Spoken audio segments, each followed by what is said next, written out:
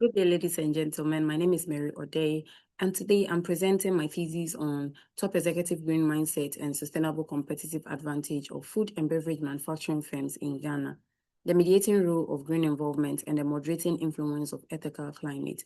So my study actually examines how a top executive environmental mindset translates into sustainable competitive advantage. Specifically, I argue that leadership intentions alone is insufficient. Instead, the relationship could be better explained through employee level mechanism, that's green involvement, and strengthened or weakened by the ethical environment of the organization. So the study moves beyond direct effect to explain how and under what conditions sustainability-driven leadership produces competitive advantage. Sustainability has become the order of the day, and firms must balance sustainability and competitiveness. When you take the manufacturing sector, they contribute massively to environmental degradation. However, top executives also influences sustainability strategy.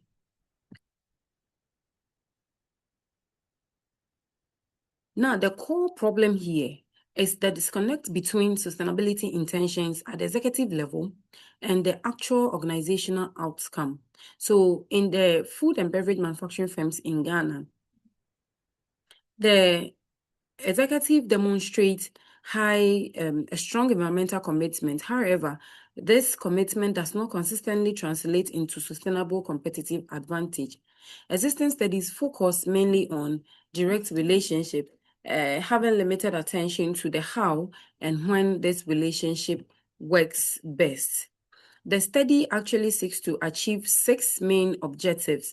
The first one is to examine the effects of top executive green mindset on sustainable competitive advantage, to assess the effect of the top executive green mindset on green involvement, to evaluate the effect of green involvement on sustainable competitive advantage, also to investigate the mediating role of green involvement in the relationship between top executive green mindset and sustainable competitive advantage, and then examine the moderating effect on both the relationship between top executive green mindset and green involvement, and then green involvement and sustainable competitive advantage. So the in the study, I have hypothesized that at the end of the day, top executive green mindset would have significant effect on sustainable competitive advantage, and then the executive green mindset would also have effect on green involvement. Green involvement would also have effect on sustainable competitive advantage,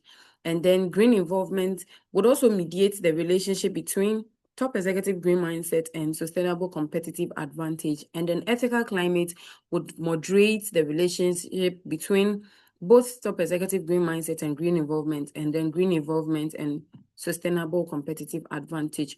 So here, top executive green mindset is conceptualized as the organization's executive having the love and the care for the environment. So they are concerned about the environment. Their values, their background shapes how they think about the environment.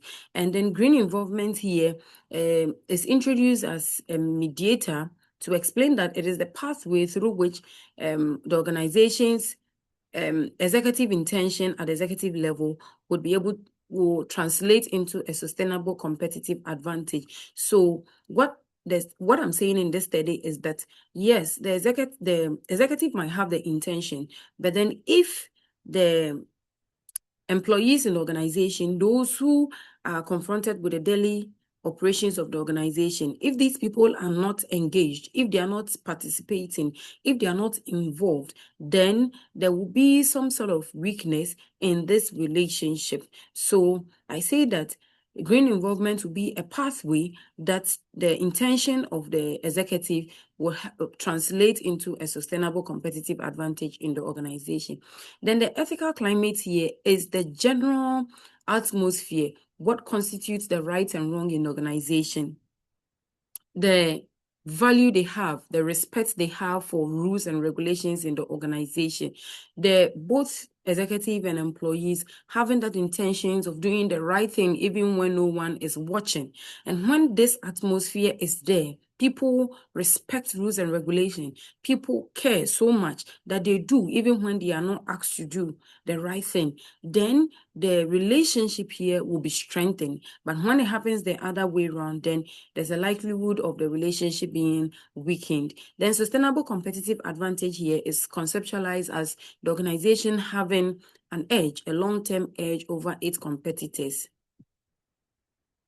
Two theories underpins this study. First is the upper echelons theory. There's the UUT, which says that organizations reflect its top executives. And indeed, how the executives behave, their background, their values, their experiences shape, and how they care for the environment shapes how they make decisions about the environment. So in this study, EUT actually explains that the green mindset of the top executives influences how they interpret environmental issues, how they make strategic sustainability decisions. And this interpretation and decisions leads to them, or the green mindset of them also leads to them having support for green initiatives. And that is where they engage the employees. They make sure they are all involved, they are all parts, and then also allocate resources to sustainability. And also the NRBV, which is the extension of the RBV theory. Here, the NRBV says that environmental capabilities leads to competitive advantage. So in the study, the NRBV has been links sustainability to competitive advantage. It helps me to explain that top executive green mindset actually drive environmental strategies, and green involvement also builds capabilities. And here, the green involvement is seen as organizational capabilities for sustainability. And then the outcome is that the organization would achieve a competitive advantage. In the methodology, the research design that has been adopted or will be adopted is quantitative and using the cross-sectional design. And then the target population is the managerial level representatives within licensed food and beverage manufacturing firms located specifically in the Ashanti region of Ghana. And then the sampling technique here is the purposive sampling. Purposive because I have intentions that the food and beverage manufacturing firms are many, but then I'm going to focus on those that have licensed, and then those who have also been in operation for more than 5 years. And then the people who are going to also respond to the questionnaire are going to be those at the managerial level. So from the middle level, the operations, the supervisors, because these people actually observe the employees as well. So they will be able to help me gather rich data for the purpose of the analysis. Then the sample size is determined using Crochan's 1977 formula when the population is not known.